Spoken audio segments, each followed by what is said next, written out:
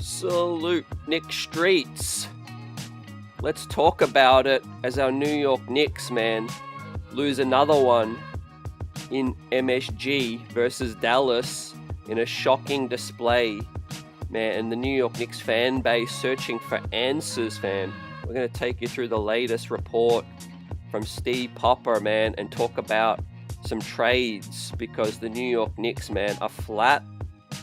We'll talk about why, give you my thoughts on last night and the debacle with James Dolan leaving his seat at halftime and not returning, man. Ramona Shelburne is since reporting now the Knicks have had another players-only meeting. As you see, Jalen Brunson tried to rally the troops during the game, man, but it's fallen on deaf ears right now, and something gotta give, ladies and gentlemen. Something gotta give, and if the players, aren't displaying the effort they need to, there is bigger issues, man. It's not coach, it's not X's and O's, in my opinion. But we'll hear from you guys, shout you guys out. And like I said, we'll talk about the latest because the New York Knicks have made actually a signing, a two-way signing. Dylan Jones, fam, right? A former player from the Oklahoma City Thunder and the Wizards, right? The 26th pick in the 24 draft, fam. The New York Knicks have signed 6'5" wing Dylan Jones, who was actually used with the Knicks pick via Oklahoma back in the 24 draft, fam. We'll look at some highlights from him, but look, we've got bigger issues to talk about and bigger topics, but it is an interesting thing, and I think the Knicks were needing to sign a two-way, right? And, he looks like he's got some good promise, right? But we'll talk about the main issues. Yo Alpha salute, Johnny Chiba, Sharp Powers, great to see everyone in the building come through, man. Let's talk about it, right? Off night, no game, and we'll regroup and obviously, hopefully, bounce back versus the Nets, right?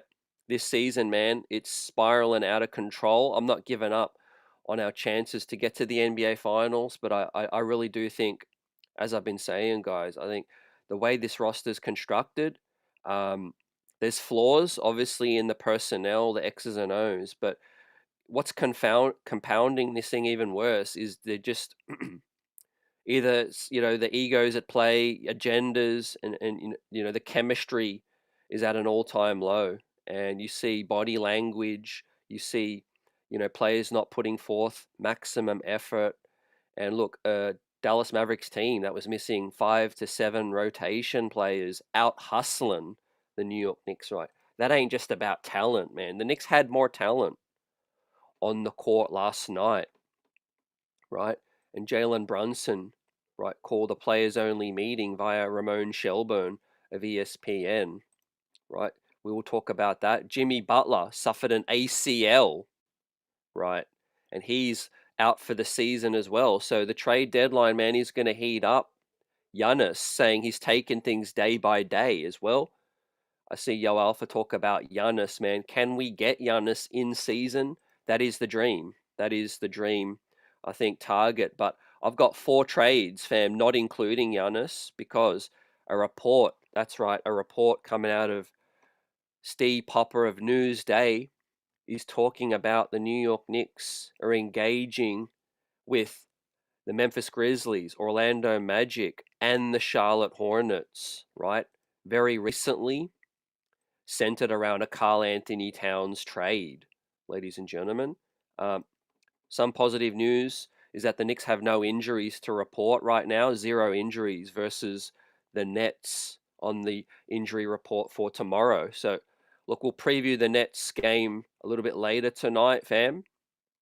I'm on no time restriction tonight, so we'll get a lot off our chest. Shout out to everyone in the building, replay squad.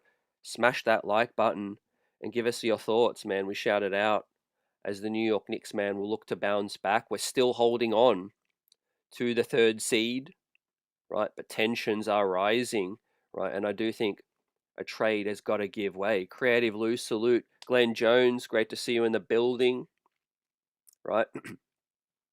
This is worse than a funk right now. We are, definitely spiraling, man, in a tailspin. And I think the best way to do it is to obviously rally the troops, what Brunson's trying to do, but we don't know how long that can pave over the cracks. Because, ladies and gentlemen, there is massive cracks in the locker room right now, right? We all know there was talent deficiency in terms of fit with these guys, but when they're not putting forth maximum effort, you can't win in a competitive environment against teams that, are fighting for their lunch, man. Dallas Mavericks, man. We've seen teams shorthanded, they pick up their effort level, and they scrap, you know, and all of that. So let's talk about this latest report. Uh, Glenn Jones says, "Salute. We're in a death spiral. It ain't good." But I remember when everyone was saying we got to take the East. Like I said, no guarantees. Yeah, man, never get any guarantees, man. The NBA is tough, but the Knicks, I think it's fair we had those expectations, man. And I'm going to give you my thoughts on the Mike Brown, situation. I think Mike Brown has been struggling recently in terms of the locker room, managing this tough schedule. A lot of people are turning against Mike Brown now. I think it goes beyond Mike Brown. He's not doing a great job. Best believe that. I think Mike Brown could do a lot better. But again, when the players aren't putting forth maximum effort, there's cracks in the relationships in that locker room. And I do think it's obviously starting with Cat. Mikal Bridges was pro Mike Brown, obviously wanting that change. But ultimately, fam, I do think that OG Anunoby as well wants more touches. Jalen Brunson got to move that basketball and, lead by example, right? The first thing I want to talk about, right, and I'm not, this episode is specifically talking about, the new report, right? Steve Popper of Newsday talking about the Knicks are engaged in dialogue with the Orlando Magic, the Memphis Grizzlies, the Charlotte Hornets, and I'm sure there's other teams. Obviously, they're doing due diligence, right? So, and by saying this, man, I don't want to just talk about Cat as the only problem, right? And just put it all on Cat as a scapegoat. Man. It goes beyond that. Like I said, there's OG issues. I think Mikal Bridges is underperforming as well. Mike Brown, right, struggling to get a hold of, the locker room in terms of getting these guys up for the games and playing as hard as they possibly can. But I think it goes beyond that as well. And I do think Karl Anthony Towns is one of the major issues, right, which is why we're going to talk about that right now. So in terms of trades, right, obviously I said Giannis. We want to talk about the opportunity if the Knicks can get Giannis from the Milwaukee Bucks. And I think that is the Knicks' number one goal, right? But it's out of our hands, ladies and gentlemen, because there's a lot of circumstance. The Bucks, what are they really prepared to do? What are they willing to do? Are they, opening up offers? Are they really opening the gates for a potential Giannis trade? We haven't got that report just yet. Obviously, there's discontent. Giannis is saying he's taken it day by day. The Bucks pulled out. They scraped out, a win that they were lucky to get, 112-110 over the Hawks, right? But that is temporary. And I do think that, the Bucks will continue to struggle, and we'll see. We've got a couple of weeks to go till the trade deadline, right? But in terms of the Bucks trade, right? Look, we know Cat's going to be involved in that one, and another wing. Salary, obviously, the OG, maybe Macau, could be a multi-team trade, most likely. There isn't too much to dissect in terms of that possibility, right? It's see what you can, get Milwaukee to entertain. But I want to talk about a Magic trade. I want to talk about a Grizzlies trade, and I want to talk about a trade including the Charlotte Hornets and the Chicago Bulls in a multi-team trade, ladies and gentlemen, right? In terms of a non-Giannis trade, because if this season is to go, as well as we hope, I do think Cat still has to be traded. That's my opinion. Is there a pathway forward where Cat stays on the team? Like I said, I don't want to make him as the only scapegoat and the only major problem with the team, because that's not true. There's other problems, but he is staring us in the face in terms of, his look. There's talk, not official reports, but there is talk that him and Mike Brown, they're not seeing eye to eye, and Cat's effort is decreasing each and every game. Right? He doesn't look like he's having fun, and that's a major issue, man. If you're competing for a chip, you should be looking like you're having fun out there. You should be looking like you want to play with, with the rest of these brothers, and go out there and do well for the city, represent the New York Knicks. We are the third seed, so we are, well, up until recently, we've been winning a lot. And so if these guys aren't having fun, it's bigger issues. It's the coach, it's, personalities, and it's X's and O's as well. So in terms of a trade that doesn't involve Giannis, right? If we can't do the Giannis trade in season, then here are some trades that we're going to look at that might make sense, right? I'm not saying I agree with all of them, but I think I've put together a couple that I feel like, are the most plausible to keep this thing on track, right? All we're going to do is just keep this thing on track. Like Glenn says, man, there's no guarantees, right? These guys have got to put in the work, right, and pick up their levels, right? But some of these trades might make sense, man. Let me know. Real King, Salute D Grant. Let's get into it, ladies and gentlemen. So officially, right after the game last night, Steve Popper said with a report that Cat, is, obviously he's in a situation where, he's not playing to his maximum capacity in this situation. There is a lot of speculation about, his comments towards Mike Brown, Mike Brown's comments towards Cat in the post games, and it just ain't working out. And that's, separate from the flaws on the court as well. Obviously defensively, one of our biggest holes and the weakness in our defense. So let's see what we can do, fam. The first trade we'll look at here, as you see on screen, is a Knicks Magic, right? Just a two-team trade. Now, why would the Magic do it? There's talk that, obviously they're struggling, underperforming still from the perimeter. Karl Anthony Towns would provide some star power, another guy to put alongside Franz Wagner, and obviously the greatest shooting big man in the history of the game. Karl Anthony Towns might look a lot better in the Orlando Magic system, you know. It could just come down to square peg and a round hole with the Knicks right now. Like I said, Brunson ain't blameless, ladies and gentlemen. I cannot make that clear enough. Brunson's play, his game is where the ball, because he's the point guard and he's our best scorer, the ball is stuck to Brunson's hands a lot more than, some other traditional point guards like a Rajon Rondo, Chris Paul. Those guys were never the number one offensive talent on their teams, so they could play the true point guard role. Whereas Brunson is a good point guard and has point guard skills, but the fact that he's our best scorer from an offensive perspective, best isolation scorer, again, I think there's some failures there in terms of integrating the other pieces, right? But when push comes to shove, I'm picking Jalen Brunson over anyone else. So that's why these reports are coming out. That's why it's more than likely we will see Cat move before, Brunson or anyone else, right? Not to say that that's not possible, but I do think it's a lot more likely that Karl Anthony Towns gets moved before anyone else in terms of a blockbuster. There could be a marginal move, and most likely there is going to be some tweaks, towards the end of the roster. We saw Dylan Jones, like I said, get signed earlier today. Yeah, we welcome in Nostalgic Nick, Dirty Dancer. Great to see you in the building, guys.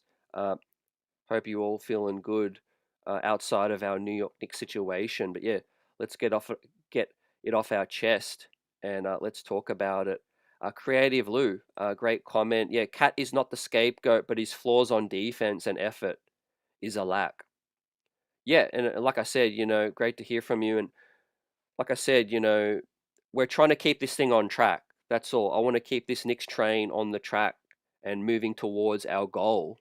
So it's not just about how can we just get rid of Cat. He's the only problem. No, It's just okay. He's the biggest salary, and ironically, he's the biggest guy on the team, and he's weighing the train down. There's a chance the train's fallen off the track right now. We ain't we ain't on the path to our goal of winning the championship right now, right? Yeah, there's a small hope in the world that things could come together as currently constructed and we get it done, but that's wishing upon a star right now. So yeah, how can we keep this train on track? And let's look at this trade, man. Orlando, right?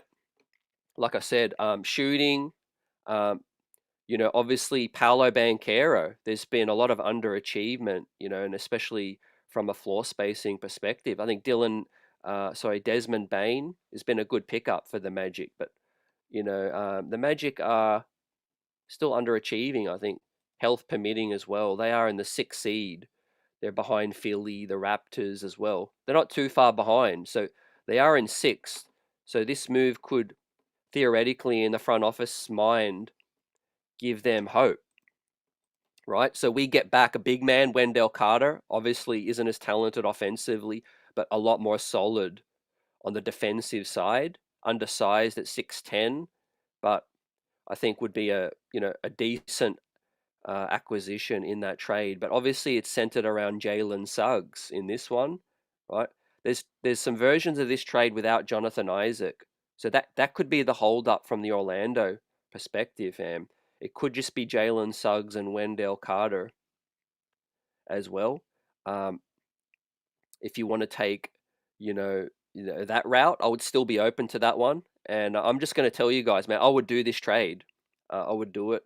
I know there's some injury concerns with Jalen Suggs, but I think you get back a center that's a rotation center. Wendell Carter can start for you. He could probably play next to Mitch as well in the power forward spot because he can stretch the floor out some as well. But if you can get Jonathan Isaac or another piece in this deal, it makes sense for me.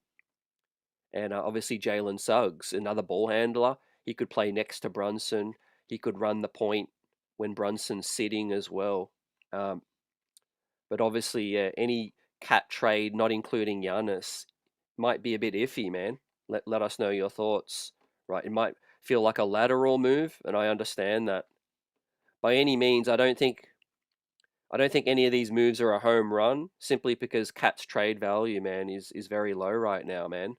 The Giannis trade will be the closest thing to a home run. Yo Alpha says that looked good, but Sugg get injured. Yep, that's the main thing. But the fact if you can get Wendell Carter, that plugs that hole from the big man perspective, fam. Now let's look at it from a salary perspective as well. We do save $788,000, fam. So that could allow us to fill that 15th roster spot a lot quicker as well, fam. That gives us a little bit more breathing room below the second apron. So yeah, this is the first of 4 trades that we're going to look at. That's not including Giannis, but play along with us and let us know if you would like to make any other trades or tweaks, man. Propose it in the chat. D. Grant says, I do not think Cat is the main problem. He's not being part of the offense. Coach Brown instilled the Golden State system, which is not going to work. They do not have the horses to do that system. I think, yeah, there's some element of that, Notice how fast we played earlier in the season. We're definitely slowing down right now.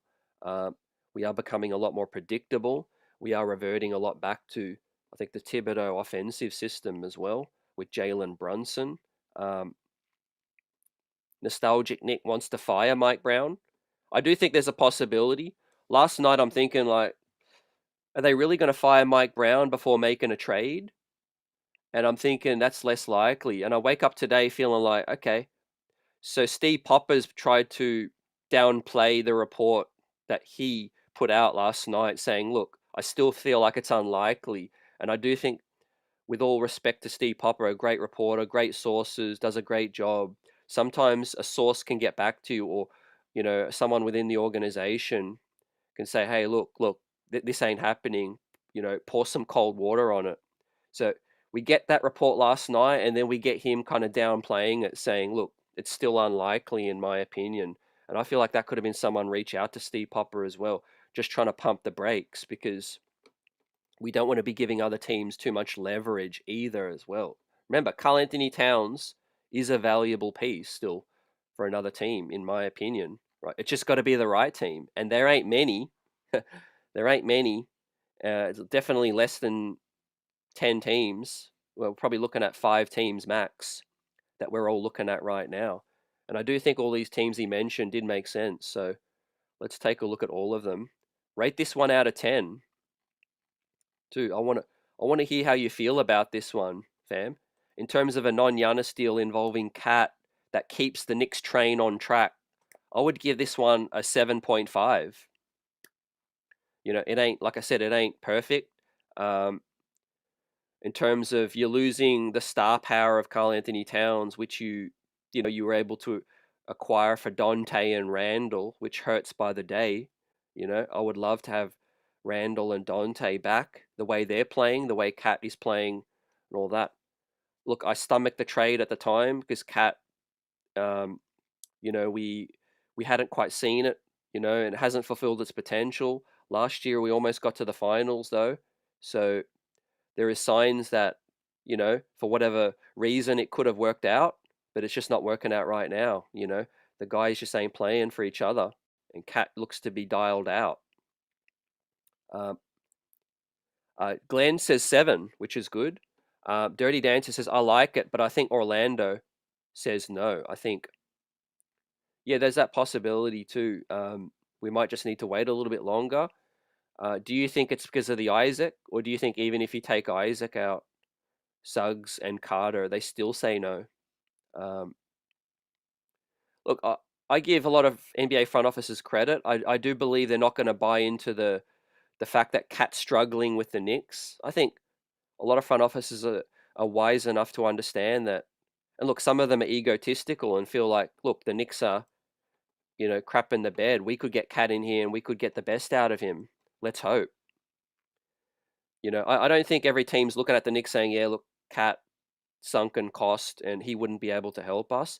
I think there's a handful of teams that could think, for what we have to give up and some salaries that we might want to give up, we'll take that chance. If you look at Wendell Carter, right, look at his salary, his contract, 10.8 for 4 years, right? If you're Orlando, right, you're close to saying we're all in because you got Paolo, you got Franz, you got Desmond Bain, which you already gave up 5 first-round picks for.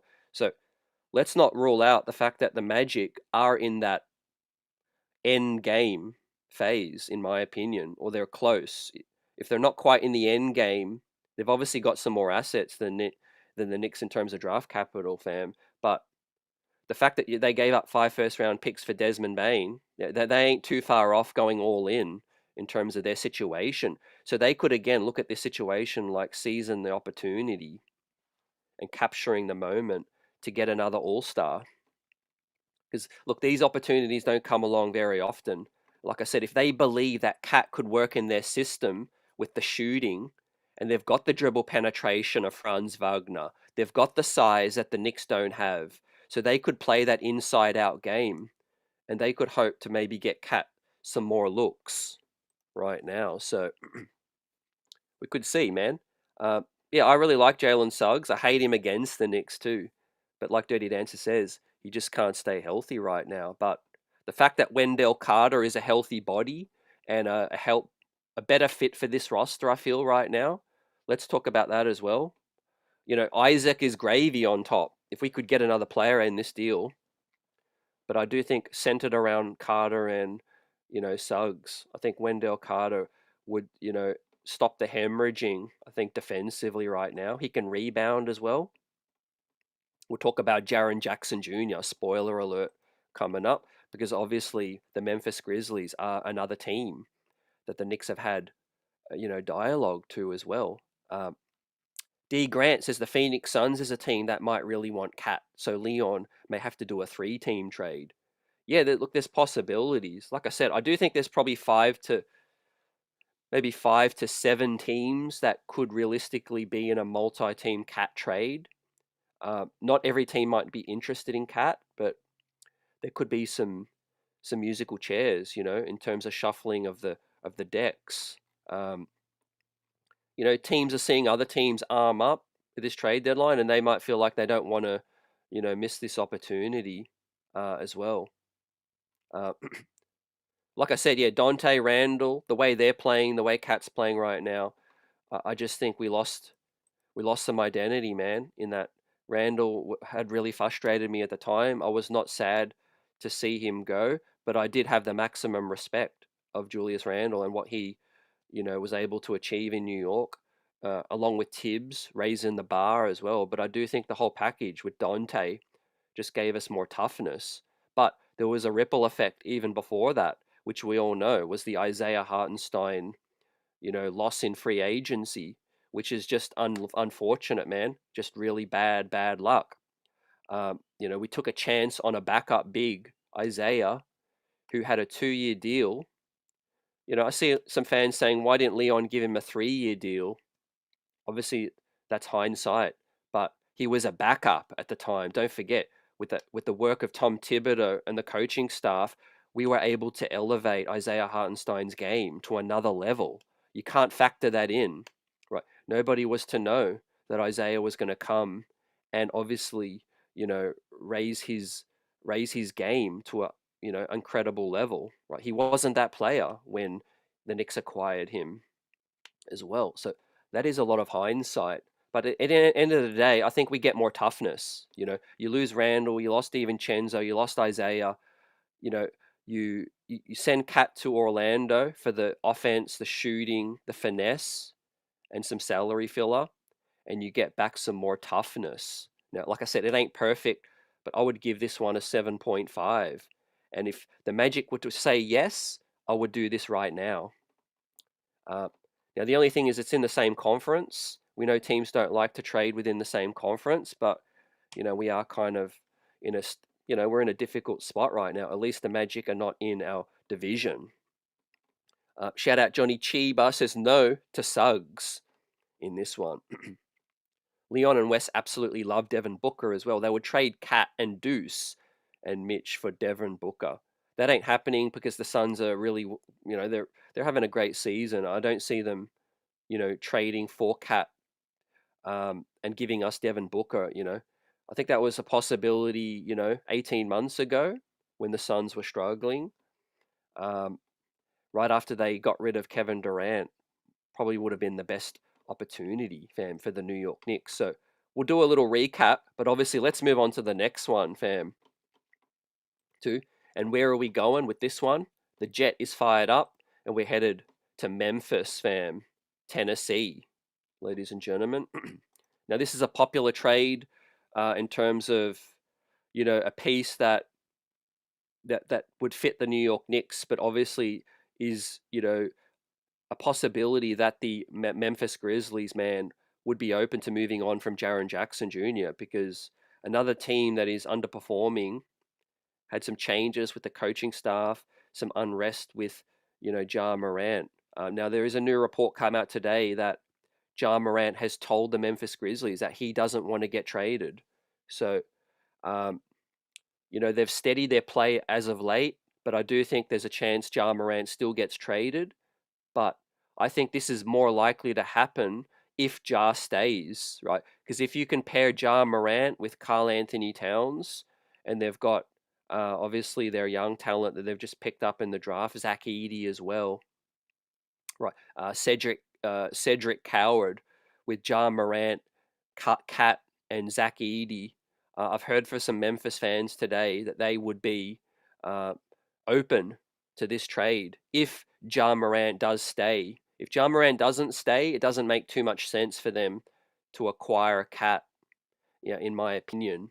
But look, from our perspective, man, you get back Jaren Jackson Jr., you get back the salary of KCP, and trying to push our luck, you try to get a Jalen Wells as well in this deal, possibly. You put in Gershon Yabusele to make the deal work right now. So this gives basically, the Memphis Grizzlies, another all-star to play alongside Ja. Our New York Knicks save a little bit of second apron space as well. We save the $213K with that one.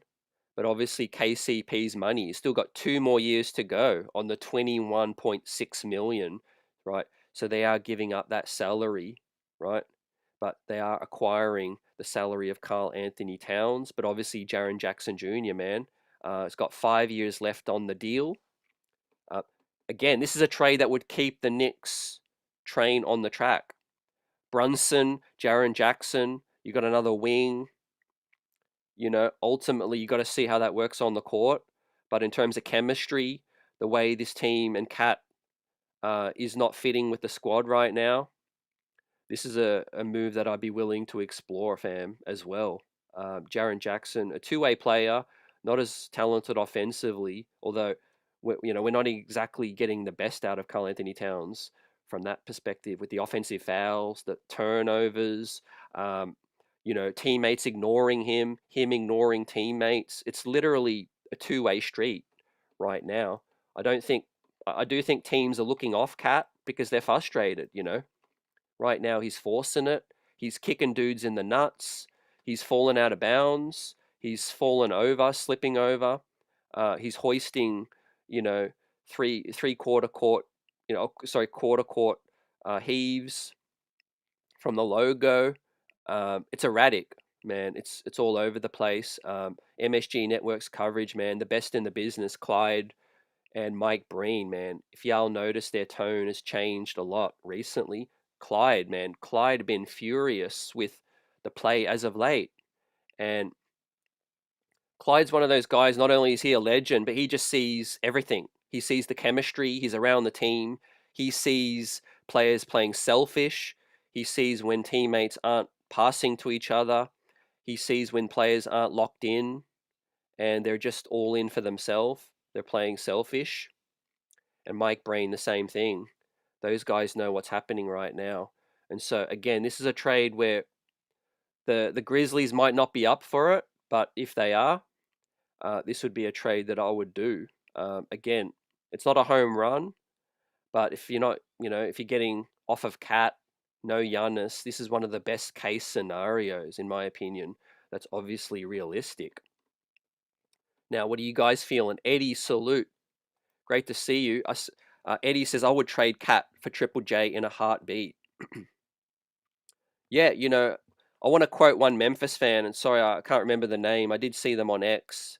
They did tweet that I feel like this is just the best fit for both players in terms of situation.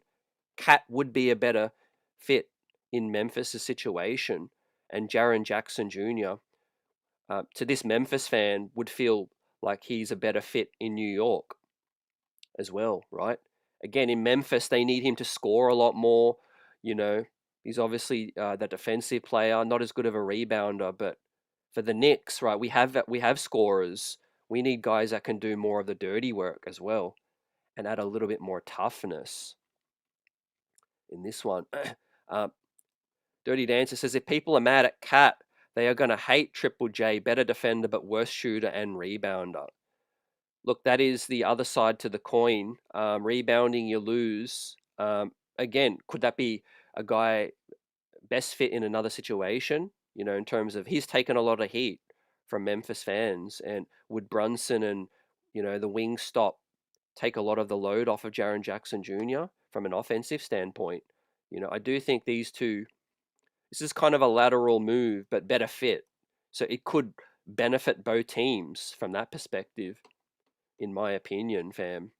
Because look, we need to stop the hemorrhaging. Last night was obviously effort, but X's and O's and defensively, man, we are not up to it. We cannot stop anyone.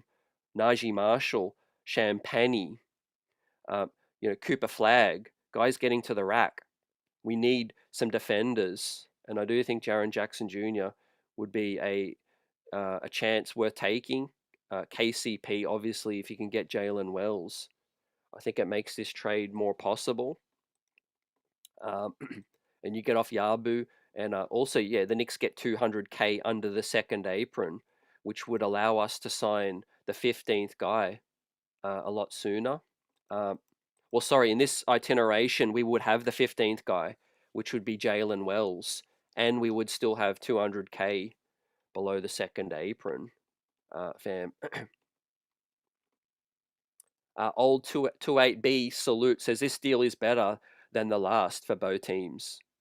Yep, appreciate you. I feel like, yeah, both situations, both teams, looking to factor into the postseason. They don't want to tank. They don't want to lose a star player for a nobody. Both teams are getting all stars. It's more plausible in my opinion, more of a safer bet. And look, we could talk about Leon Rose and the dynamic with him. We'll talk about him tonight because, his seat's hotting up in terms of Dolan involvement.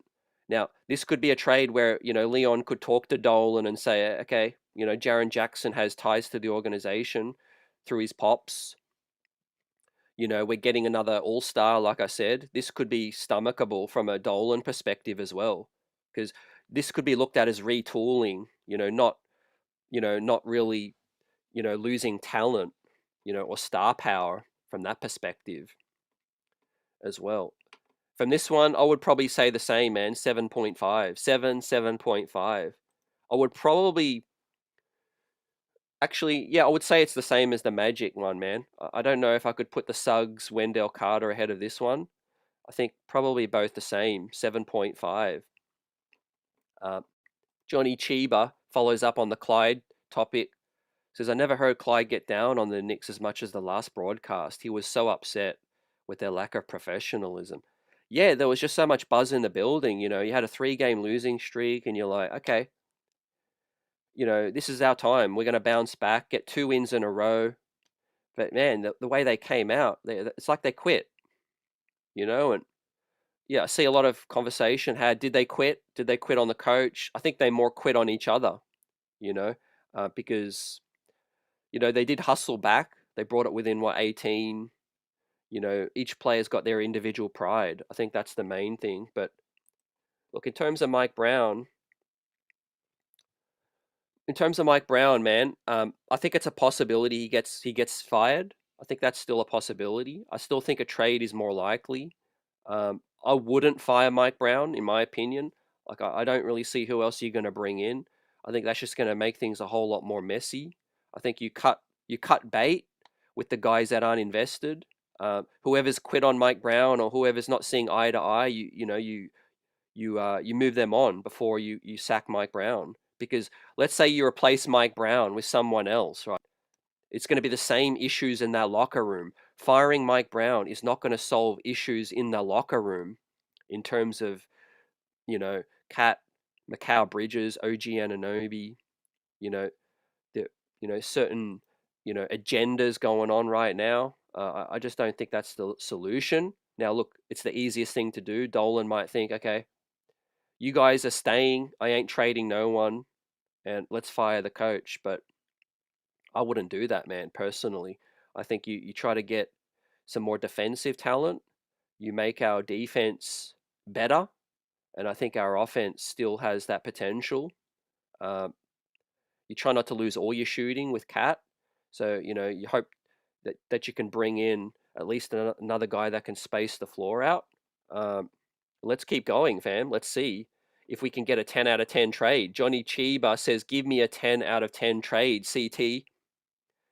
I hope to give you a 10 out of 10 trade, fam, but the 10 out of 10 trade is Karl Anthony Towns for an OG or Macau for Giannis and salary.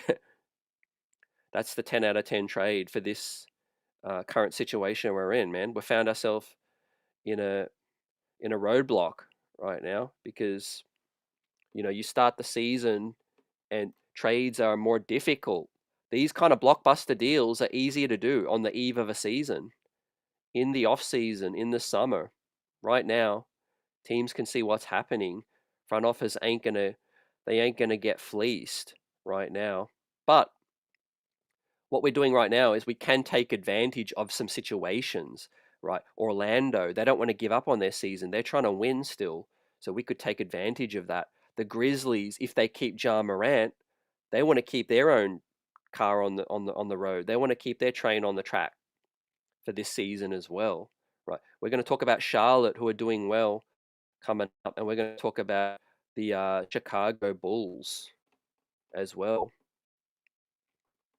Also, getting KCP in this trade and Jalen Suggs in the other trade, that'd give Josh Hart another real buddy, a guy that goes 100 miles an hour and plays physical and is another dog, another gritty player that is happy to play on both sides right now. Mikal Bridges, again, we're not making this about Cat as the only player, the only issue and the scapegoat. Mikal Bridges, we're going to see in a minute. I've got Mikal Bridges in a trade, ladies and gentlemen, because I'm very underwhelmed with Mikal Bridges. I do think it's very unlikely he gets moved, but in a non-OG, in a non-sorry, Giannis trade, but I do think there's still a possibility. If this thing gets more messy, we'll find out. Because, like I said, Dolan said the expectation, NBA Finals or bust, right? If we don't get to the NBA Finals, well, let me come from a positive standpoint. If we get to the NBA Finals, Leon Rose will be safe, in my opinion, right? He'll come back. His job is safe if we get to the NBA Finals. If we don't get to the NBA Finals, I think Dolan could clean house. Dolan said, NBA Finals. I expect this team is a finals contender and a championship contender. So I do think Leon Rose might be gone if we don't make it to the finals. But there'll be other moves before that even happens. Slow Runner Salute says, how does Charlotte even come into the trade? Let's talk about the next one, fam. Let's keep it moving. Continue to shout you guys out. Glenn says, if Brown is fired, who's going to replace him? That's crazy to do. Yeah, it's crazy we've got to this point.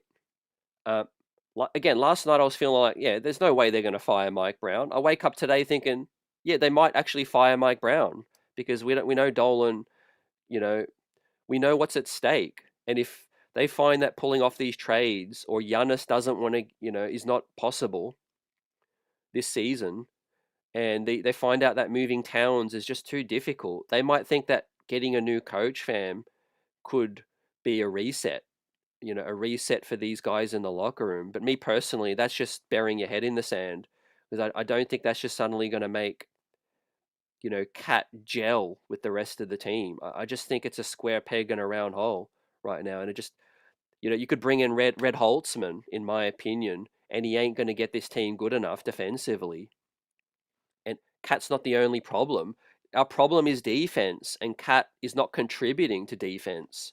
So that's one of the reasons why, for me, moving Cat is the best possible thing to do right now at the top. Not firing Mike Brown, not firing Leon Rose. Obviously, if you can trade for Giannis, that's the first goal. But outside of that, I'm moving on from Cat and seeing if we can keep this train on the track, fam. Glenn says Bridges disappears from game to game, which is disgraceful, right? Brown has lost the locker room, says Slow Runner. Leon Rose not going anywhere, says Mark. Salute. And Eddie says Bridges needs to be moved. Too soft. 5 picks will be very hard to move. So yeah, let's pull up the next one, fam. We've got some multi-team trades, ladies and gentlemen. Right, so this trade is different, man. It's different. It's interesting. Let us know your thoughts, right? Before I pull it up, Charlotte. This is going to be involving the Charlotte Hornets, the third team that Steve Popper from Newsday has reported that the Knicks have had conversations with. Now, immediately people think LaMelo Ball. Maybe to your surprise, this trade does not have LaMelo Ball in it, because the Charlotte Hornets are winning right now. There's some positivity around their franchise. Maybe they're open to moving LaMelo, maybe they're not. I don't know. But this particular trade, I don't have LaMelo, right? But it's the Knicks, it's the Charlotte Hornets, and I'm putting in a third team that hasn't been reported by Steve Popper, but it is a team that could help the Knicks out in this deal, right? So let me pull it up right now, ladies and gentlemen, right? Now, from the Hornets' perspective, right, people think, okay, LaMelo or no LaMelo, Miles Bridges. Miles Bridges is that dude with $25 million owed for 2 years, right? Now, immediately as a Knicks fan, I don't want Miles Bridges. I don't know how y'all feel. We've got some locker room issues right now already. Talented player, but again, my thought was like, okay, how can I bring in a third team? Let's bring in the Bulls, fam. Okay, so we lose Cat in this deal. Let's see if we can get another big man, right? So bringing in former All-Star Nikola Vucevic. The Hornets got to shed some salary to acquire a Cat, right? So okay, Josh Green, his salary filler, right? Okay, if I bring in the Bulls to take Miles Bridges, right? We could get Sticks. We could get Jalen Smith, who is on 9 million. He's a solid backup center. The Chicago Bulls are willing to move him, and we can get Ao Dosunmu, ladies and gentlemen, another ball handler and another point of attack defender with size. And also, let's get in another point guard ball handler and a guy who can defend, Javon Carter. Ladies and gentlemen, the Hornets will get Cat. They take the salary of Patrick Williams because I don't want that salary, right? So, okay, the Hornets are getting Cat. They're dumping Miles Bridges. They're getting Patrick Williams' salary, though. I don't want that. Maybe some draft picks to help them out. And Pacome Dardier, Ariel Huckporty. And from the Bulls' perspective, man, they'll get Bridges and Sexton, and they'll get Musa Diabate, right, for losing Vucevic, right? Now, look, Vucevic isn't expiring, man. He's only on 1 year. I don't know what his trade value is, man. I don't know if the Bulls say yes to this or not. But look, Bridges still young, and Sexton is some expiring salary as well, right? So in terms of losing Vucevic, they're kind of losing that expiring salary with Sexton as well. So that's positive from their standpoint. And they're dumping Patrick Williams' money, right? The Hornets have financial flexibility, so they can take Cat, they can take Patrick Williams, but guess what? They're dumping Grant Williams' money, and obviously they're dumping, Bridges and Josh Green's undesirable salary as well. Now, what does this do for the New York Knicks, man? Johnny Chiba, how do you feel? I like this trade best thus far. I think this gives us more depth, right? Jalen Smith, Vucevic were automatically loaded at the big man. Ao Dosunmu, you got Javon Carter, and you got Josh Green, who could still, play a role deeper off the bench. His salary's not too crazy either, fam, as well. Shea Signature salute. Great to see you in here. Shea wants Miles Bridges, though. So yeah, there's different versions of this one. We could take Miles Bridges, and maybe you don't include the Chicago Bulls in this one. I brought in the Chicago Bulls because I'm like, okay, give us Vucevic. We're going to lose Cat. I know it's a sideways move, but him and Brunson, he could space the floor out as well. He's got a nice little post-up game, spin move. He's more steady with the basketball. Is Vucevic. Now, obviously, defensively, we're losing a little bit, but Jalen Smith is a better backup, and Ao Dosunmu, Javon Carter, and Josh Green would give us more perimeter defense. Ladies and gentlemen, Eddie says 5 on this trade. That trade is excellent, says Mark. Appreciate you guys weighing in on this one. Glenn says a lot of moving parts there, and we're getting the whole Bulls team, but I want a shake up. So I say yes. Yeah, the thing is, when you bring in a third 14, there's so many different options, man. We could talk about it all day. Like, again, I don't want Grant Williams because he's injured right now, I think, and he's unplayable. But I think every team kind of makes a little bit of a sacrifice in this scenario. And again, no LaMelo Ball. Again, I just don't see how a LaMelo Ball fit works in New York. Leon Rose might be interested with a LaMelo. But again, don't forget we're losing Cat. We've got to get a big man back. We're already thin at the big man spot. Mitch can't play, he can't play 35 right now. And who else are you going to rely on, fam? So I like Jalen Smith personally as a backup. I think he's solid. And again, this is a sideways move, but how can you cut bait with Cat and still stay competitive, fam? And I really like Ao Dosunmu, like Eddie says. AC Salute says, I want Booz Ellis, though. Yeah, Bulls ain't moving Buzz Ellis. You might get Kobe White. We could maybe figure out how to get Kobe White. The Bulls, they'll get Sexton and Bridges. Um, Maybe we get Kobe White and we give the Bulls some draft compensation. Another couple of young players. Um, there's possibilities too. But yeah, look, this one's tricky. Um, it is a trade that's different. Some people like it, some people don't. Now let's move on to the other one, fam. Now we've talked about the three teams that Steve Popper has confirmed the Knicks have had conversations with. Stefan Bondi of the New York Post has reported as well that he thinks this is the most likely Cat trade. He hasn't reported that they've had conversations, but from his opinion, he feels like the Portland Trailblazers, fam. The Portland Trailblazers is a team that makes sense for Cat, for Drew Holiday, and Jeremy Grant. Now, I don't like that, but for conversation's sake, I've put in a different version with the Blazers, and I've brought in the Houston Rockets, fam, as a third team, ladies and gentlemen. So let's pull this one up, right? So a lot of people are talking about the Trailblazers, right? They've got Drew Holiday and they've got Jeremy Grant, but I'm not doing that for Cat, really. I mean, Drew Holiday's got money owed. He's older.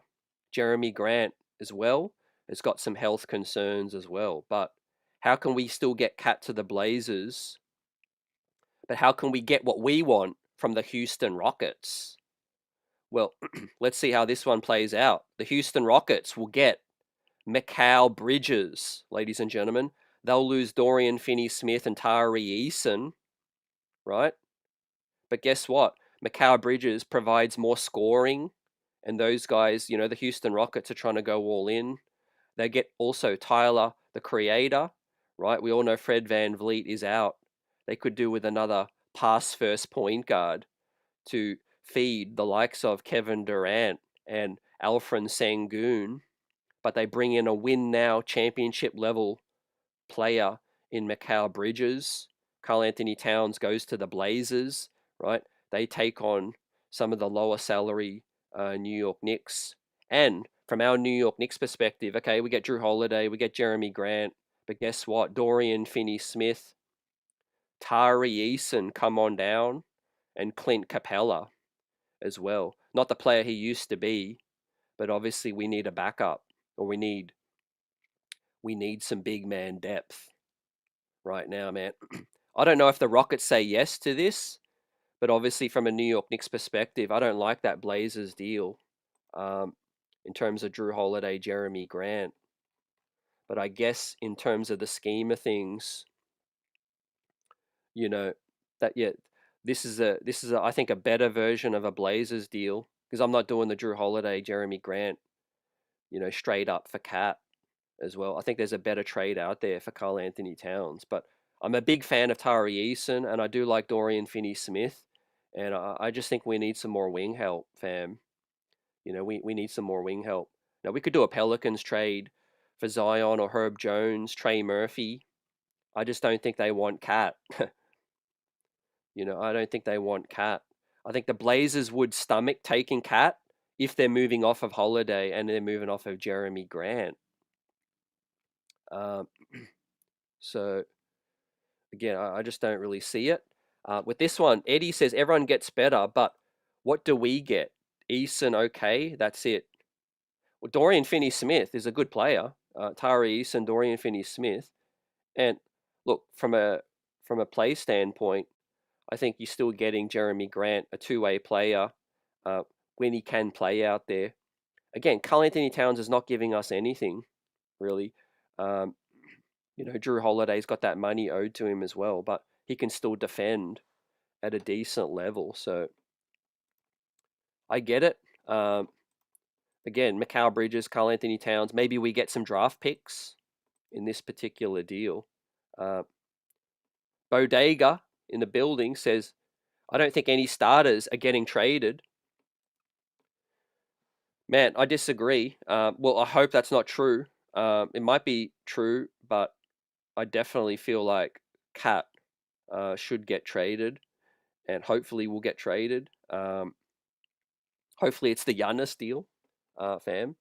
So yeah, just to recap, uh, obviously the first trade, Orlando. This is probably the best one in my opinion. Jalen Suggs, Wendell Carter, and see if you can get another piece back. Uh, yeah, and I think it makes sense for the Magic as well. This one and the Memphis Grizzlies with Jaren Jackson Jr. fam. But again, like you're moving on from Cat, and his currency around the league is not. It's not great right now, man. Welcome in Lonnie. Salute. Get Cat out of the Eastern Conference. Yeah, we could do the Memphis Grizzlies one. I like that one. But outside of that, man, I don't think we could be too choosy because, again, let's put aside Cat's recent play, right? He's 30, going on 31, but look at his contract, man. He's got 3 years left. Um, he's got the player option. Obviously, he's got this season, next season, and then he's got the player option, man, at 63 mil, right? The only team that's even going to be interested in Cat is a team that thinks they've got a small window, just like us, and maybe they feel like, we could do a like for like swap. But outside of that, man, it ain't easy fitting in 53 million into another team. Um, Again, I would do the Charlotte Hornets one, fam. The Charlotte Hornets one, again, maybe they're a team, that just wants to stay competitive now. They're done tanking. LaMelo Ball, some of their new draft picks, maybe they just want to, take that next step and make the playoffs. But the possibility with the Hornets one is high, in my opinion, because not only have the Knicks had conversations with the Hornets, but there's a chance they might want to move on from LaMelo. That opens up the door for that salary slot. But also, like I said, the Hornets under no pressure. They're not under any kind of like, okay, we have to win in this next 2-year window with Cat.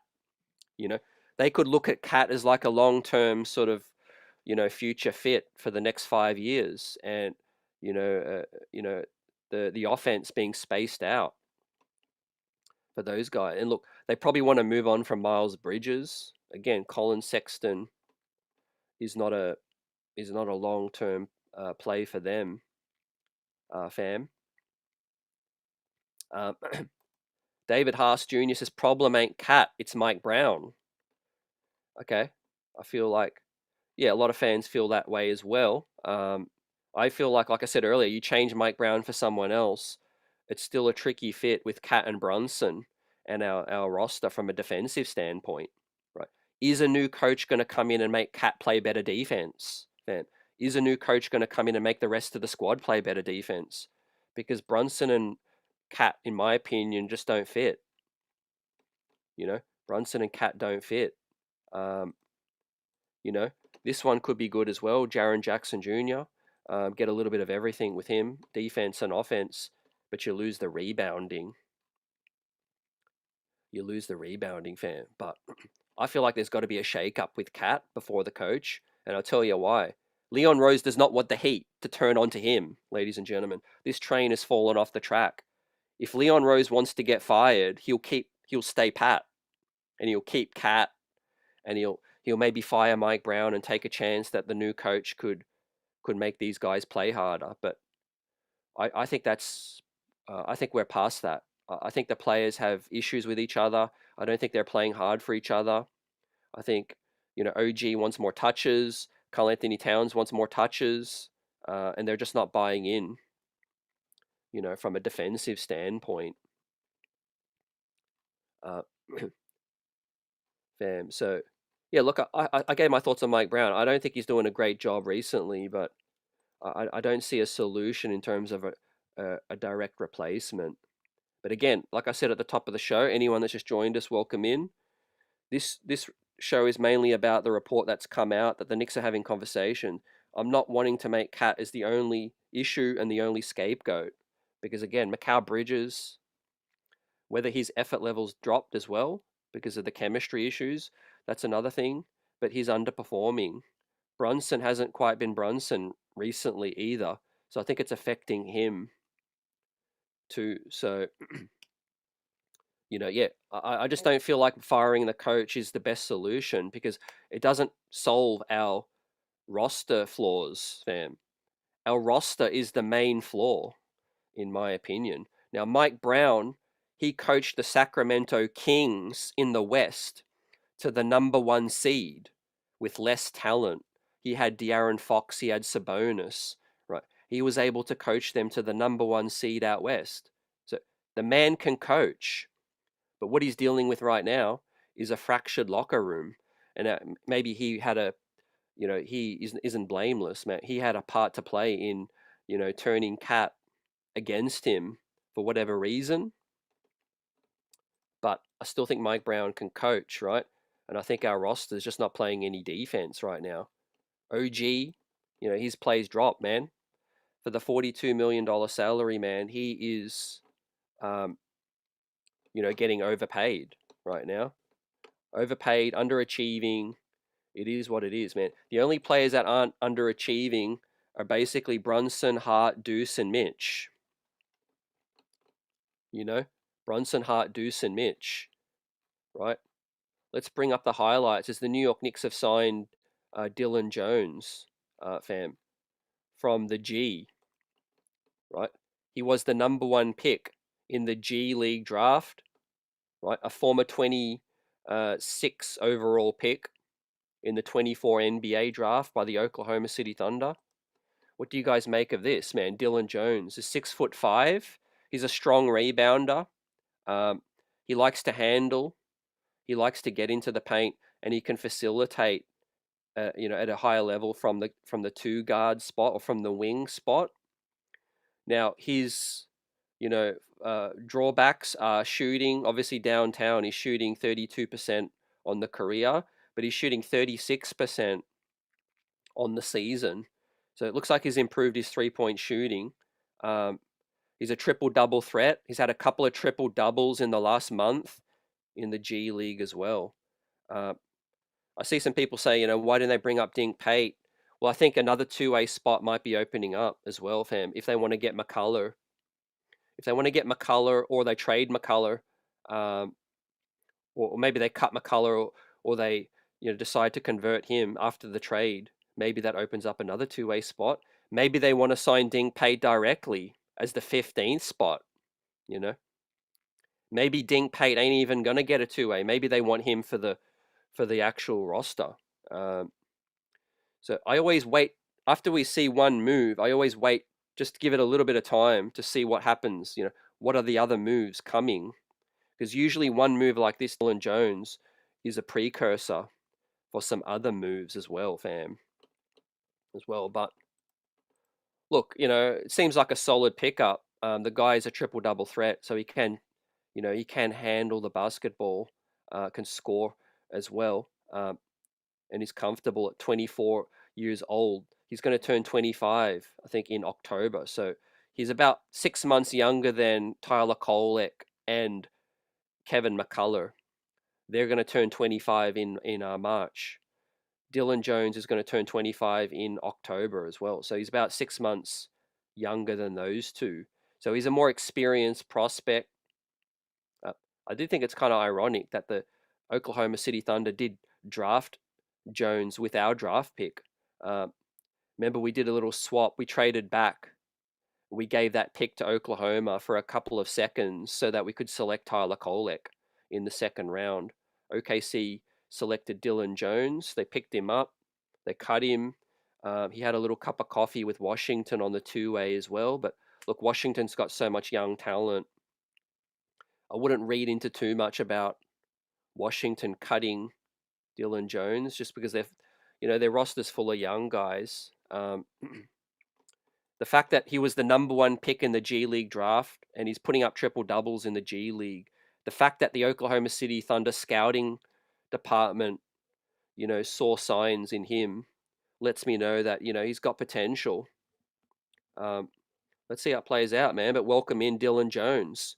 I'm going to definitely be watching some more Westchester Knicks. Him alongside Dink Pate would make it more entertaining, I think, at least from that perspective. too. As Mark says, yeah, I agree, man. We need good ball handlers too. Yeah, definitely, man.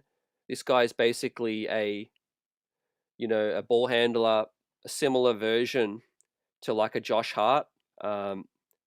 Maybe 1 inch taller. Looks like he's got a very strong frame, likes contact.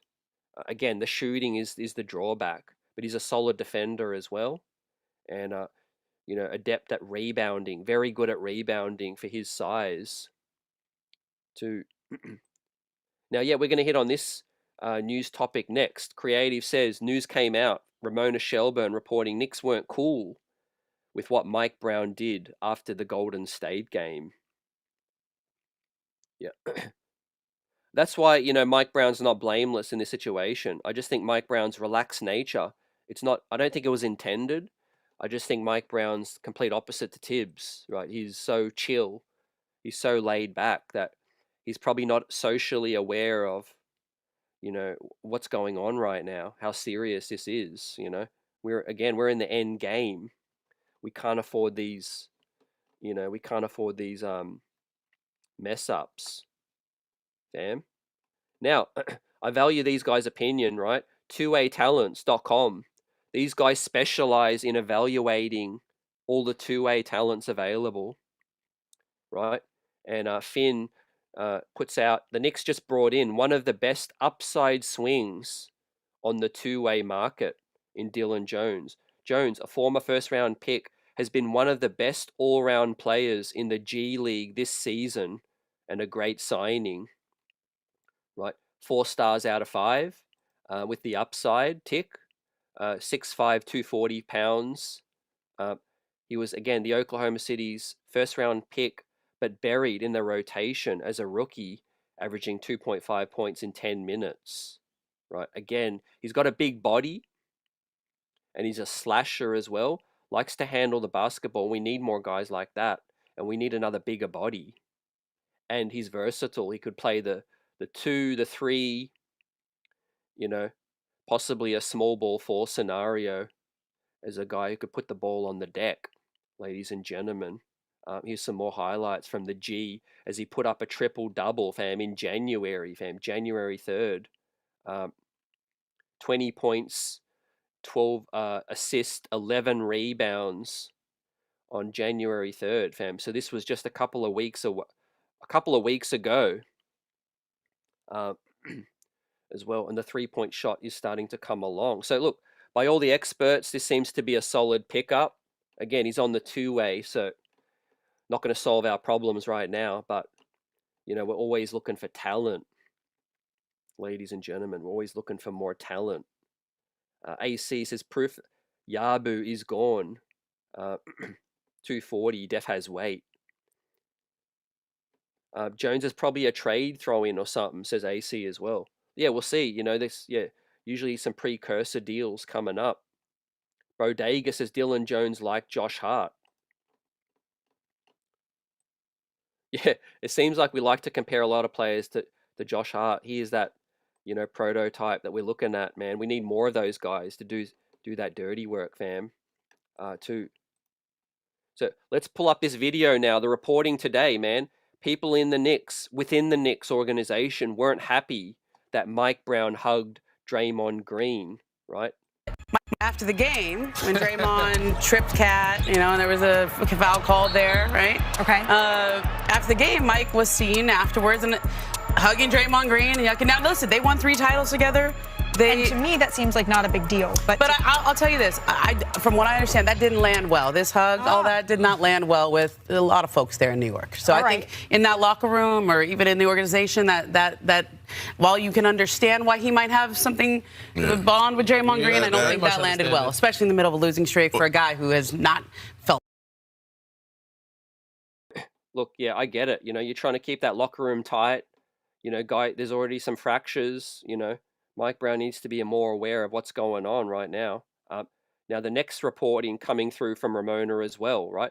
This is on Jalen Brunson calling a players-only meeting, right? This came out 3 hours ago. After the game, Jalen Brunson called a players-only meeting for all the guys in that locker room and said, guys, We got to stop looking at the coaching staff for answers. We got to stop looking elsewhere. The answers to what is wrong with us right now are right in this locker room. We got to look in the mirror.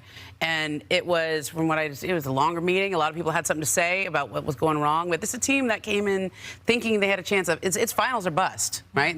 They have those kind of expectations. And to fall to 25 and 18 right now, you could see them in the play-in if they keep going this way. That offense, which was humming, bottom 5 in January. Right. After the game, Jalen Brunson. Look, I think we've got way too much talent to entertain the play-in, man. There's teams like Atlanta struggling. We're still better than Orlando. But look, I ain't taking this for granted. We need to make a shake-up. And that's why I'm with the Karl-Anthony Towns trade, even willing to move on from Mikal Bridges because of his recent play and just the fit in the city organization-wise. We need physicality. I like Mikal. He's a nice guy. Provides, good off-ball defense, in my opinion. On-ball defense, as we're seeing, man, is a disaster right now. I mean, we could not slow down Najee Marshall, man. Cade Cunningham is going to tear us apart. If we cannot contain Najee Marshall, we cannot contain Max Christie. We couldn't contain Champagnie. Right, ladies and gentlemen. Mikal Bridges is not doing what he signed up to do. Right, and he's not the only problem either, fam. But we need to get tougher. We need to get more physical, ladies and gentlemen. We're playing the Brooklyn Nets tomorrow. Injury report is blank. I guess that's good from a, potential trade standpoints, right? We have a clean deck of players that we could trade. Well, Mikal Bridges can be traded on February 1st, ladies and gentlemen. So the trade we proposed earlier with the Rockets and the Blazers, that can't be done until Feb 1st. But, I mean, what are we now? That's only 10 days away. We can certainly trade Cat right now as well. So, man, tomorrow, man, talk about must-win. It's beyond a must-win, right? Beyond a must-win situation. Right, what are we going to do? Michael Porter Jr. is playing well. Jalen Brunson called another players-only meeting today, right? There's been some lip readers out here try to talk about what Brunson was saying in this thing. It was purely about effort, locking in, having that pride, looking yourself in the mirror. I mean, all these things to hear from a team that's supposed to be a championship contender is ridiculous, right? These guys are getting paid handsomely. They won the NBA Cup together as well. And I tweeted this out yesterday, fam. If you had to put 500,000 in front of these guys to play harder and compete for a trophy, and then you take that 500K away and it's back to just another game, then shame on them, because they're supposed to be competing for a championship right now. They played so hard for each other in the NBA Cup. They looked like they would run through a brick wall for each other as well. Not only that, but they beat a hell of a good team in the San Antonio Spurs. And they almost beat the Spurs again, right? So there's been a lot of people theorize that what happened in that locker room, did something happen after that second Spurs game, right? Quite possibly. But even then, something had kind of been brewing. Because, look, last season, we know that these guys weren't exactly, like, all tight. They weren't all together, right? Precious Achiuwa obviously had his struggles with Tibbs and getting minutes, right? Campaign, wasn't a fan of, Thibodeau last season as well. Mikal Bridges had his issues with Thibodeau. You bring in Mike Brown. Now Cat has issues with Mike Brown. So these guys need to pull up, these guys need to man up, man, and stop being babies right now. They're getting paid handsomely, and everyone not named Brunson, Deuce, Hart, and Mitch are underperforming right now, and they shouldn't be pointing fingers at no one right now. Now, from back to Cat, right? Yeah, I 100% admit the Knicks are not utilizing Cat to his strengths, and I think most smart Knicks fans can see that. But that doesn't mean Cat is a flawless player, man. He's had so many opportunities where he's had the ball in tight spots and he's hurt the team. How many times is it going to take for him to stop hooking, pushing off, kicking dudes in the nuts, right? Fumbling the basketball, missing layups, missing open threes as well, shooting threes from way beyond the arc, ill-advised when we don't need that. I mean, that's why I say with Cat, right, he could also be a lot more mindful and cognizant of the other guys, and them hustling on defense to make up for his, shortcomings in that situation. And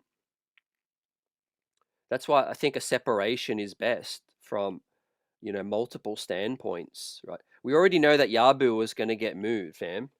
Yabusele was most likely going to get moved, and Dardier. But feels like with the Popper report coming out, man, it feels like this thing is just going to expand, and if we could get a couple of pieces that, can keep this core together of Deuce, Brunson, Mitch, Hart, and one of the wing stops, one or both, I think we just need to add more toughness, right? I've said it before as well. We're relying on OG and Mitch and Mikal a lot because they're basically the only plus defenders on this team, really. If we think about it, like, Brunson is a liability. Cat Hart was getting eaten up by a guy bigger than him, Najee Marshall. Austin Reeves as well with the extra size. Deuce McBride. Now, I love Deuce. He's a keeper. Offensively, he's having an amazing season, and his output is far, outweighing his contract. But there is some shortcomings from the defensive standpoint on the perimeter as well. Deuce McBride has been getting eaten up a little bit as well, especially from that guard spot on guys that are quick and guys that are bigger. We had the guy Williams, last night as well. I think not Donovan Williams, Brandon Williams. Brandon Williams got that quick step. Tyrese Maxey absolutely killed Deuce McBride as well. So, hopefully we can get a couple of extra perimeter defenders, fam, to help us out defensively. Because I think the roster's imbalanced right now with Cat and Brunson and just Hart and just too many guys undersized right now. Johnny Chiba says, we need dogs, not kitty cat. Cat, brought some success to us, man. I'll be grateful for his contributions last season. I just think, yeah, it's a poor fit right now, man. I think, the deal with Randall, Dante DiVincenzo, what we lost with those guys, with the physicality standpoint, it's not even about talent at the moment, man. We saw a team last night missing 7 rotation players, out tough and out hustle the New York Knicks, and and that just ain't, good enough, right? That ain't possible to continue moving forward the way we are, man. We will end up in the play-in, I think, if we don't get some more toughness. Eddie Salute, Brown or Cat? Who are you moving? Cat first. Maybe even both, fam. But again, I don't think firing Mike Brown is going to be the only solution because, we're certainly not going to bring Tibbs back. I don't think he would come back. And Dolan, wouldn't swallow his pride and Leon bring him back. Again, you give these players too much power, man. They could just turn on the next coach and blame him, right? How many coaches are you going to fire and give, and these players, you're going to give the leeway to these players, man?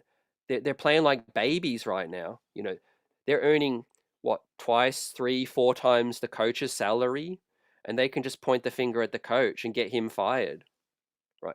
That ain't how it should be in New York City, man. If Eric Spoelstra was here or Jeff Van Gundy, right, we'd rock with the coach and say, empower those guys, and it's the coach that has the last say.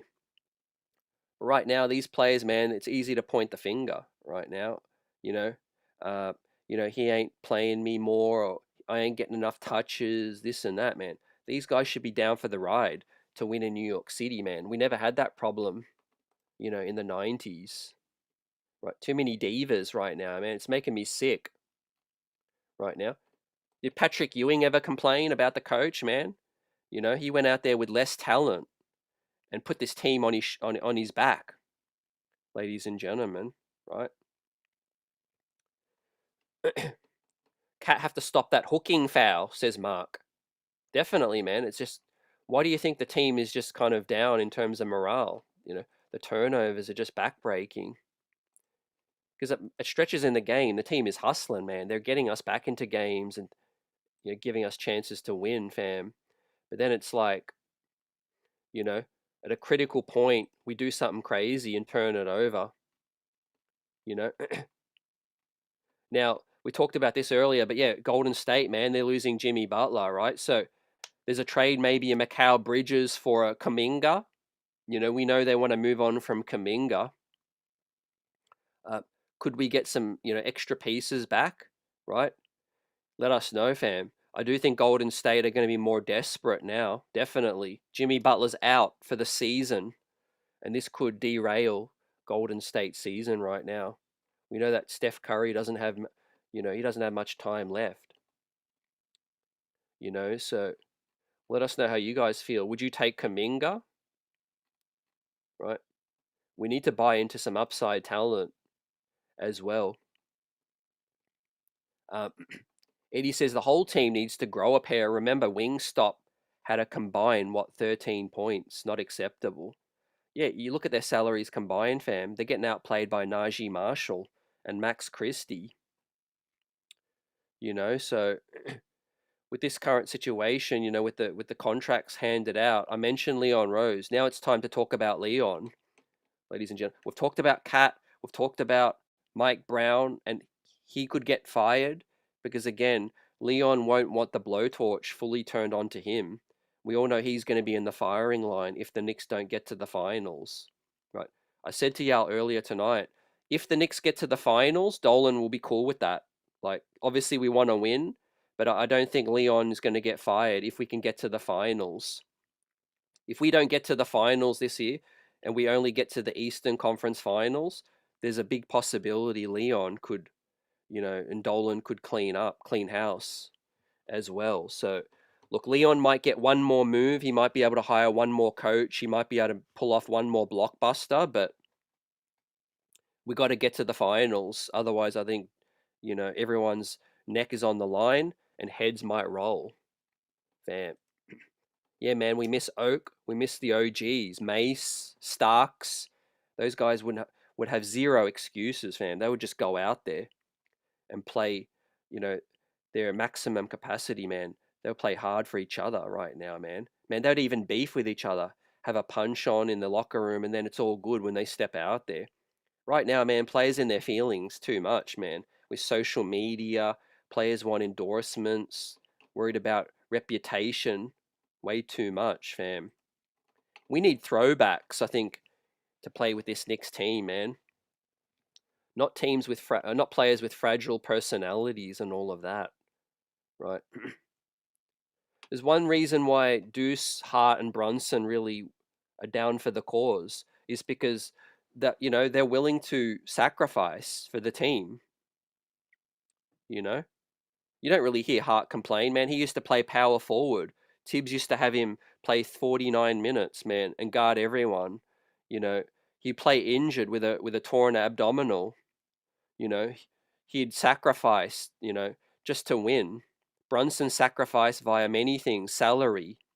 Deuce McBride been playing hard on a low contract right now. You don't hear those dudes complain right now. All these dudes getting overpaid are the ones complaining, man. It's crazy right now. It really is, fam. Too. Shout out Landry Shamet too. He's obviously further down the bench, but he's taken non-guaranteed deals. He hang around to rehab, help this team out. We need more guys like that, man. We need more dogs. Buzzer beater, salute. We're 2 games away from the 7th seed. Yeah, look, buckle up. I think the trade deadline and January, February schedule will make or break and shape our season, fam. From the playoffs perspective, we obviously want a top 3 seed. Top 4 will still give us, that home court advantage. But, we need to be playing well, man, at the right point in the season. Now, my thoughts on the whole NBA Cup thing, I think we lost momentum when we didn't hang that banner up, fam. I'm old school, man. I know some people have their opinions about the NBA Cup. The Knicks organization might have been worried about optically, maybe if we hang the banner up and then we slumped, what would that look like? People might clown us. But think about the locker room, right? Those guys achieved the championship. They played hard for each other, and they achieved the goal of winning that tournament. And then the very next day, your owner comes out and says, "Yeah, we're not going to hang that banner up." Right? That's like a punch in the mouth for in terms of vibes, momentum. You know, at least you could act like a winner. And if you're struggling at home, and like last night, you pull each other together in that huddle, you could look up and say, you point to that NBA Cup banner and say, "Look, we did this, we achieved that, we won together. Let's keep it going. Let's pull our fingers out." Now we're slumping and there's no banner, and all the vibes, all the momentum from the NBA Cup has disappeared, man, into dust, right? Disappeared into dust. And so, like I said, man, at the time, I wanted the Knicks to hang that banner up. They could have even done it like one banner saying NBA Cup, and then they just put the years on it. If they win future NBA Cups, it doesn't have to be individual. But I do think that hurt our momentum, fam. I do feel like it really hurt the vibes right now because, yeah, the team, again, they achieved that together. They played hard, and ultimately, man, it ended up being for nothing right now. And maybe they'll do it later in the future, but, we'll see. Buzzer Beater says, "I've heard Dolan isn't trading anyone from the starting five." And CT, who have you heard may come to New York? Yeah, I know you may join us a little bit later tonight, Buzzer. We did 4 trades. Speaking on the report from Steve Popper, the Knicks have talked to Memphis, Orlando, Charlotte, and I do think Stefan Bondi has talked about the Portland Trailblazers as a fit for Karl Anthony Towns. I haven't heard specifically who's more likely. I do think probably the Jaren Jackson deal with Memphis is one of the more likely trades, I think, from a cap perspective, just from a fit. But yeah, there's still plenty of time left in terms of links to names. The Charlotte one is intriguing. Like, they've got options.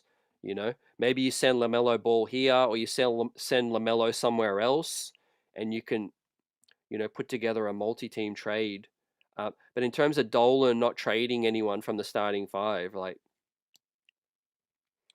I don't think that's true, in my opinion, man. I think he said on radio, he'll, Leon Rose can overrule him. Look, Dolan just wants to win. Like, if Dolan sees what he saw last night, right?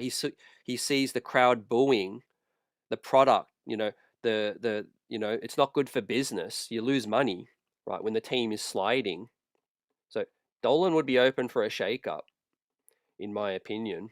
Now, he wants to appear like everything's stable because in fact, we should have been competing for a championship. He believed that we were, or he was sold that vision by Leon in the front office, that we were going to take that next step.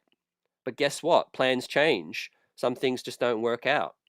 This is life, The players aren't, performing to their capacity. The coach isn't getting a tune out of them. Changes have to come, right? I think he'd be burying his head in the sand, if we don't make a trade, a larger trade, in my opinion, because the train is just going to come off the rails like it is right now. They can't defend. Teams are just picking us apart right now. I mean, we used to defend better with Amari Stoudemire and Carmelo Anthony, and that's saying something.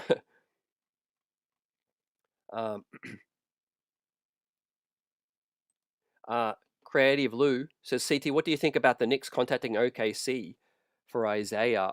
No Sam Presti would want a first round, but I will give a call. OKC swimming with Isaiah in street clothes. Or winning. OKC's winning with Isaiah in street clothes.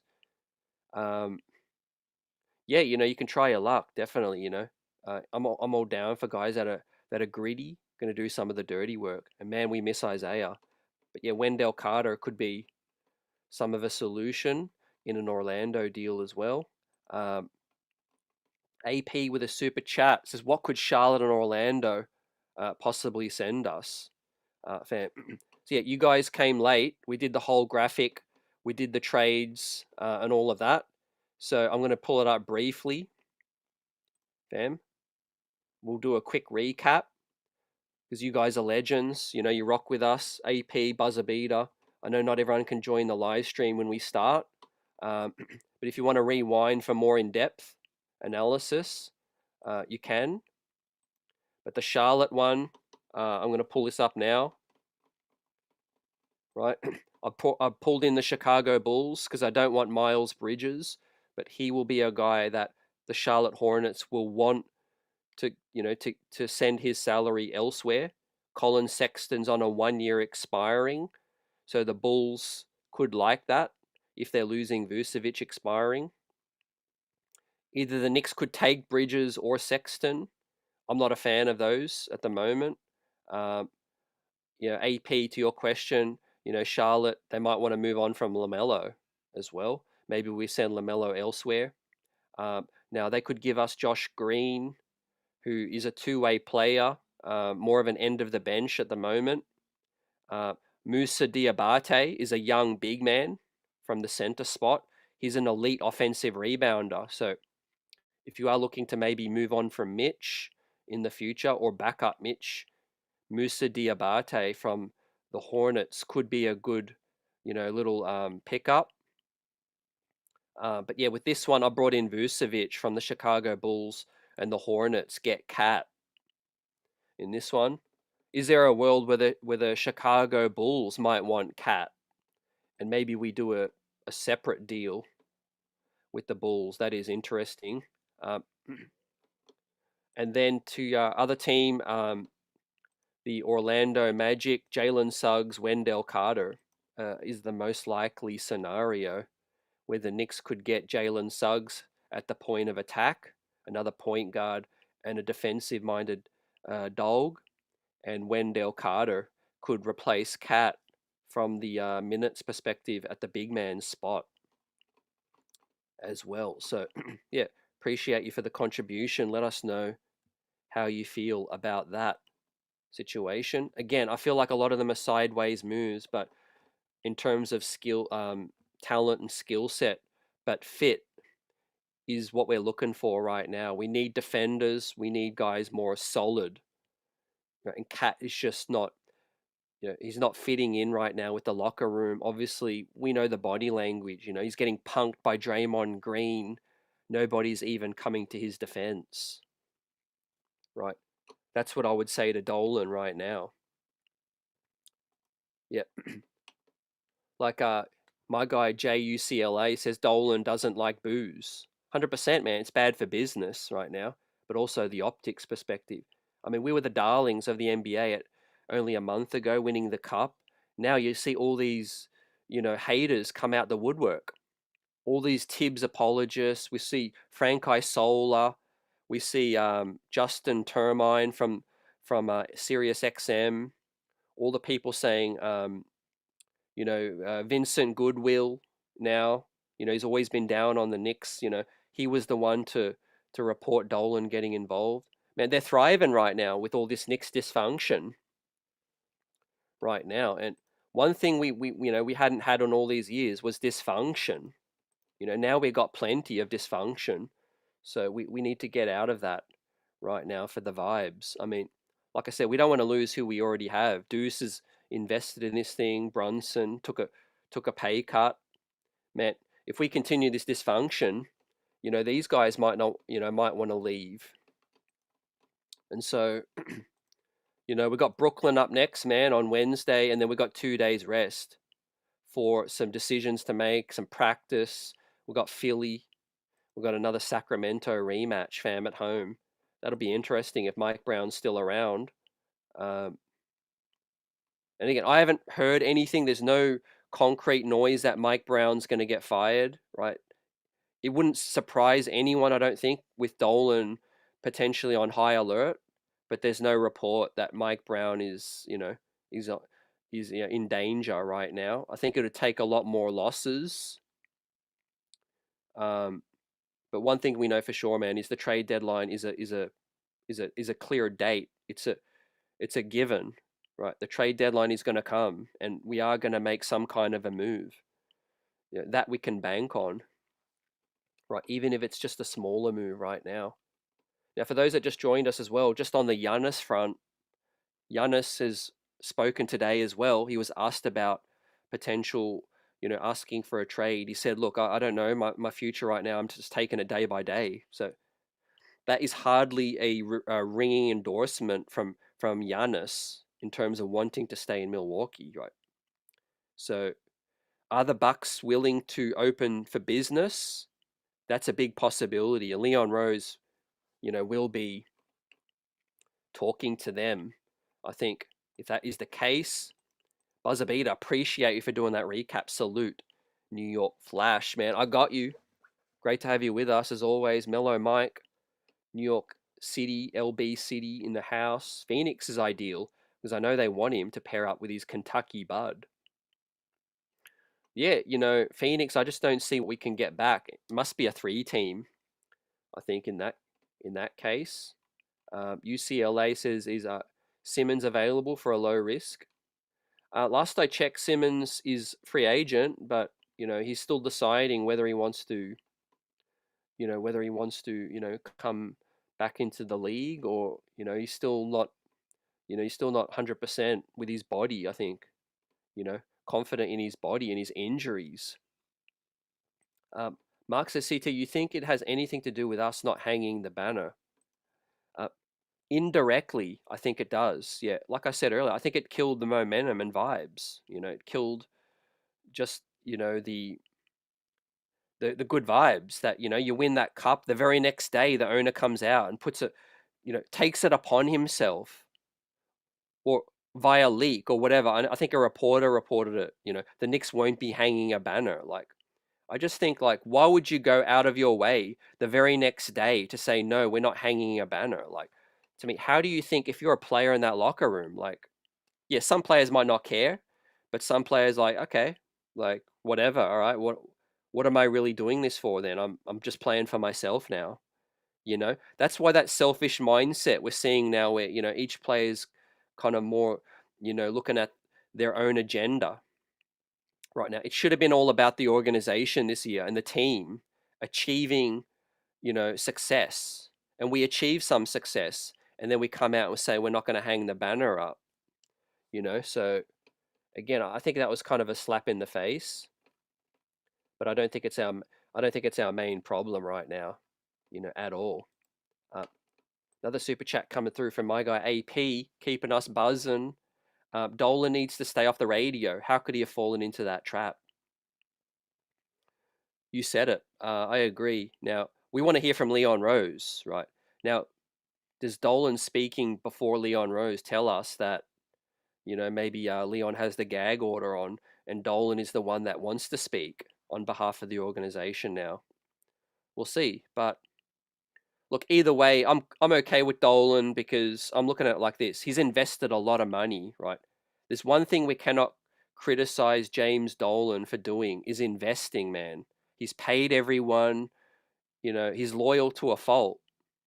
He said, Leon Rose, I'm going to give you all the time, 5 years, 6 years, hire your buddies, hire Thibodeau, pay William Wesley, bring him along for the ride. Hell, pay all the alumni, pay all your CAA guys, Villanova, buddy. But you better win, right? You better win. If you're going to pay everyone and I'm going to give you free reign, you've got 5 or 6 years. And guess what? The time is coming up. The time is up almost now, where Leon Rose has to really answer James Dolan's questions. We've got better every single year, but now we're at the 5-6 year point where it's like, okay, this is your championship year now. This is what we're seeing. We're getting punked by Dallas Mavericks. I don't blame James Dolan for getting to the point where it's like, okay, I've given you enough time now. I've paid everybody. This is the team that you put together. I stayed out of the way. Dolan's out of the way. He let Leon Rose build this thing. He let him hire Tom Thibodeau and do all of this, right? That's why I said if we don't get to the finals, Dolan might clean. He might clean up. Leon might not be back at the end of the season after this season, right? Leon might have one more blockbuster trade or a coach firing. That's it. Dolan might say, "You pick." You could fire Mike Brown, keep everyone, and see if he can get a new coach could get something out of these guys, or he might say, "Yeah, okay, you can make one more trade, but we got to get to the finals." Let's see what happens, man. But definitely, this buckle up, because this season is very reminiscent of the Melo tenures, with trades, whatnot. Another super chat from my guy Buzzer Beater. Great to see you, man. Can Coach Nick come on and say what's wrong with us? Yeah, definitely. Appreciate you love hearing from Coach Nick. We love talking to Coach Nick. Yeah, it's been a crazy schedule to start the year, but yeah, we'll have some guests on, man, especially around the trade deadline. Hopefully we can, pull off some nice moves. We could talk about it with some guests like Coach Nick. But yeah, in terms of what's happening with the team right now, man, X's and O's. I feel like we peaked. NBA Cup, we're playing our best basketball, and I feel like the players, the opponents have caught on in terms of the Knicks' weaknesses. We caught a break with some 3-point shooting against us. We scrapped out some lucky wins from come from behind. The schedule's got tougher now. You guys see the schedule right now. Teams are shooting better on us, but we are playing tougher teams. Now, the Dallas one was no excuse. Sacramento was no excuse.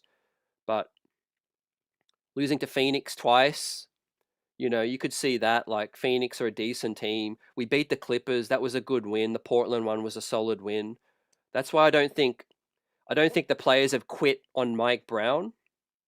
I think they're kind of having a sulk right now. There's a fracture in that locker room, and everyone's kind of into their own agenda right now, whether they want more touches, and they're frustrated with Cat shots, shot attempts and all of that. But I don't think the players have quit on Mike Brown. I might be wrong. If they lose, come out and just want to tank against Brooklyn, but I don't think that's aimed towards Mike Brown right now. We hear that report that players aren't buying into their roles, and I think it's mainly coming from that. I think Cat has complained since training camp. Again, it's another reason why he's kind of that cancer in that team in the locker room right now that we need to rid of, fam, because Cat just not liking his role. Jose says, we'll salute Jose. Great to see you, man. Teams are feasting on us from 3 because we don't play D. Teams are shooting 40% on us is bad business. Yeah, I think that was always possible. I just think our perimeter defense is lacking too in terms of a personnel standpoint. We had issues last season with Macau guarding the point of attack, and ultimately, Leon Rose needs to wear this, fam. I always say the fish rots at the head because, he pulled all these moves off, in what world, you pay Macau Bridges, you trade 5 first-round picks. He's supposed to be more dependable than Deuce McBride, a guy who's on $4 million, right?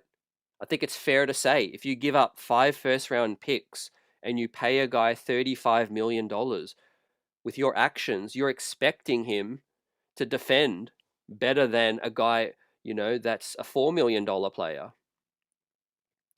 But can we say that? I think this roster just has flaws right now. OG's having to do too much. He's a good defender right now, but I think, he's in a point where, his morale, his energy is down right now too. I think altogether the vibes are down. Fam. Typical Dolan, says Buzzer. D Grant says, hang the banner after the season. The goal should be get to the finals. Yeah, I'm with it. I like this comment. I I always want them to hang the banner up. I just feel like them coming out the next day and saying, it's like they made a point to everyone in the world to say, no, we're not going to hang that banner up. They could have just left it a week. Let the press ask questions, let the media say, are you going to hang a banner up? And we could say, look, as an organization, we're unsure right now. We'll announce it when we've made a decision. But no, you come out the very next day and say, we're not hanging a banner up. It's like, all these players are riding high. Their emotions, their momentum is at the highest. And you come out and say that you're not going to hang the banner up. So, okay, the players are like, we achieved something, whatever. But I do hope they do something, down the track. Obviously, I know they want to get to the finals first. Tendrell Salute says the no banner thing should make them play harder. If you want a banner, win the real championship. That's a good point as well. But I just think you could have done both. Like, winning the cup by not winning the Larry O'Brien shouldn't take away, despite what they did win.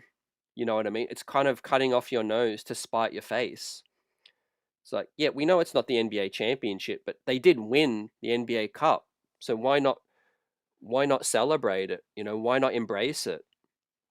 As a team, you at least from a locker room standpoint, those guys, played for each other. They achieved something together, success, And so I think that just killed some of the vibes, personally. AP, I'm fine with Dolan. I don't think he's a bad owner at all. He needs to find men to do right by his money. Yeah, look, he's made some bad decisions in the past, and we've killed him for it. And he's, loyal to a fault with Isaiah, Steve Mills, being, ignorant, hiring Phil Jackson and all the errors, man, we could talk about it forever. But for the Leon Rose tenure and hiring Leon, like, he's been a good owner. He stayed out of the way. We're always paying guys, we're never ducking the luxury tax, all of that. Yeah, this is his money in the end of the day. This is all on his watch. Now, I hope that it doesn't turn toxic where he starts talking too much and he pulls the rug from under all of this. The team's under enough pressure. I think he should just be in the shadows still and let this season play out. And if we don't achieve our goal, then you can obviously make some changes, fam. Mellow Mike, salute. Leon Rose ain't going to speak to nobody, unfortunately. That's his agreement that he has with the organization. Stays under the radar and won't disclose too much of anything unless necessary. Yep, you're right. I do think it's obviously his comfort zone, and that is the situation that we're in, fam. But look, man, we've been going almost 2 hours now. I've got some things to get going now with, but it's been a great show, man. Let us know your thoughts in the comment section, man. Tomorrow, post-game, we'll be on. Hopefully we can beat Brooklyn, man. Hopefully this team can look more together, and then, we could take it day by day. But right now, man, we're in free fall, and this train is coming off the track. And let's see if Leon Rose is going to pull off a swing. We'll see how the body language is after this players only meeting, fam. Right? Cat, some issues with the coach. We know that for sure. Mike Brown and Cat are not seeing eye to eye. And I do think the fraction in the locker room is hitting other guys as well. Their body language is down. Now, they might not have a beef with no one, but if you're Mikal Bridges, OG, the effort, the energy is just not there. You could see pouting. You could see, Mike Brown and Kat go back and forth in the media. Everyone's turning onto the hot seat right now with Leon. Brunson and Hart just came back. Let's not forget, they were out. Their first game back was literally the most humiliating loss. So, I mean, perfect time to bounce back. Beat Brooklyn, have 2 days rest after that. Maybe we can get some of this energy back, fam. But yeah, peace to everyone in the building, and appreciate you for rocking with us. And I will see you on the next one. Peace.